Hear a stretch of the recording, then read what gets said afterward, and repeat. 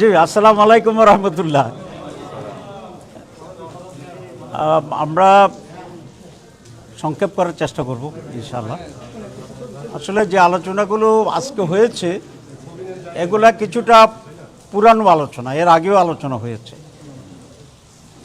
এখানে যে কম্পোজিশনটা আছে আমাদের হাউসে, সেখানে চিন্তা চেতনার নানা ডাইভার্সিফিকেশন, সেই জন্যে সকলেই মিলে শতভাগ একমত হয়ে কোনো সিদ্ধান্ত নেওয়াটা আসলে এক ধরনের প্রায় অসম্ভব টাইপের জটিলতা আছে।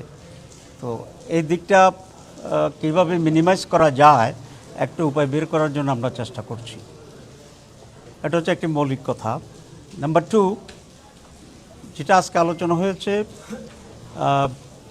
প্রথম যে আলোচনা ছিল সেটা হচ্ছে আমাদের কতগুলো সাংবিধানিক কমিটি যেগুলো আছে সেই সব ব্যাপারে একটি অ্যাপয়েন্টমেন্ট অথরিটি তৈরি করার ব্যাপারে, যেটাকে আগে ন্যাশনাল কনস্টিটিউশন কাউন্সিল বলা হয়েছিল, সেটা একটু নাম পরিবর্তন করে সাংবিধানিক এবং সংবিধিবিদ্ধ সংস্থায় নিয়োগ কমিটি হিসাবে এটাকে করা হয়েছে। এটা কারণ ছিল এনসিসির ব্যাপারে ব্যাখ্যায় কারো কারো একটি বিভ্রান্তি ছিল যে এটা সরকারের চেয়ে হায়ার বডি কিনা, আসলে তেমন কিছু নয়।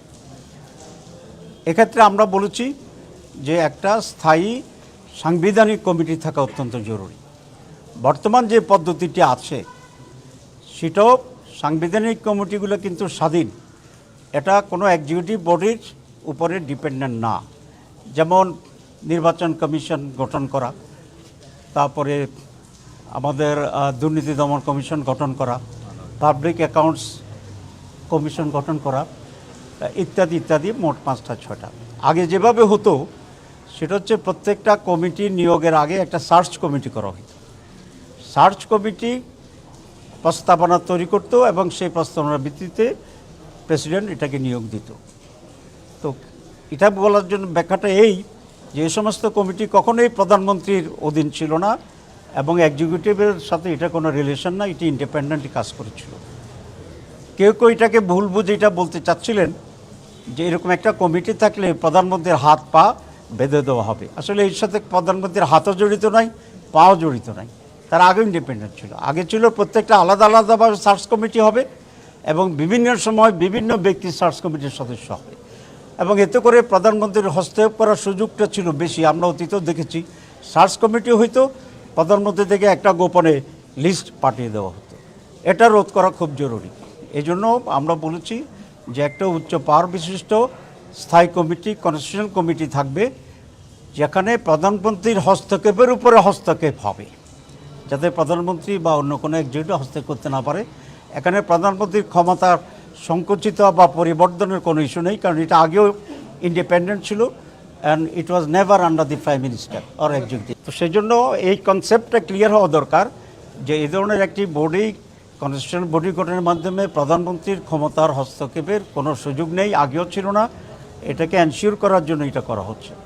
2, এটার যে কম্পোজিশন, সেই কম্পোজিশনটাও এখানে ব্যালেন্স করা আছে। যেমন প্রধানমন্ত্রী এটা মেম্বার থাকবেন, লিডার অফ দি অপোজিশন এটা মেম্বার থাকবেন, স্পিকার যদি আপার হাউস থাকে তাহলে আপার হাউস এবং লোয়ার হাউসের স্পিকার থাকবেন। প্রধান বিচারপতিকে রাখা হয়েছিল, এটা আমরা মাইনাস করেছি, একদিন বলেছিলাম। তার একজন প্রতিনিধি হিসাবে সুপ্রিম কোর্টের একজন বিচারপতি থাকবেন এবং প্রেসিডেন্টকে প্রস্তাব করা হয়েছিল অরিজিনালি, এটা আমরা নাকচ করেছি, সকলে একমত হয়েছে। প্রেসিডেন্টের পক্ষ থেকে একজন প্রতিনিধি এখানে থাকবেন। সুতরাং এখানে গভর্নমেন্টও আছে, গভর্নমেন্টের বিরোধী যারা তারাও আছে এবং আরও দেশের রেসপেক্টেবল পার্সোনালিটিজ এখানে কম্বিনেশন আছে। এটা আমরা দেশের জন্য অত্যন্ত জরুরি মনে করি। দেখেন, এখনও আমরা বলি যে আওয়ামী লীগের ভূতেরা এতে সচিবালয়ে এখনও সচিব রয়ে গেছে, তাইলে ভূতের আসর তো হয়েছে। এখন ভূতের আসরমুক্ত, নিরপেক্ষ, যোগ্য, মেধাবী, ডিজার্ভিং লোকেরা যেন এই সমস্ত জায়গায় অ্যাপয়েন্টমেন্ট পায়, সেই জন্যই আমরা অপোজিশন, পজিশন এবং আরও রেসপেক্টেবল লোকদেরকে নিয়ে একটা ব্যালেন্সড কনস্টিটিউশনাল কমিটি গঠনের প্রস্তাব দিয়েছি। এটার সাথে আমরা একমত। এটা হচ্ছে না, এই জন্যই বলেছি এখানে বিএনপির আপত্তি আছে। বিএনপি কনস্টিটিউশনাল কমিটি এরকম গঠন করুক, এটা তারা এগ্রি করছে না। তো অধিকাংশ, মোর দেন 2/3 এটার সাথে এগ্রিমেন্ট করা হয়েছে। তো আমরা এই জন্য আজকেও কনক্লুশন হয়নি, কিছু আবার রিফর্ম করা হয়েছে, একটু পরিবর্তন করা হয়েছে, করার পরে আরও কাছাকাছি আসা যায় কি না, কারণ এগুলো অত্যন্ত গুরুত্বপূর্ণ এবং যত বেশি ক্লোজার হওয়া যায়, একমত হওয়া যায়, তাতে কল্যাণ বেশি।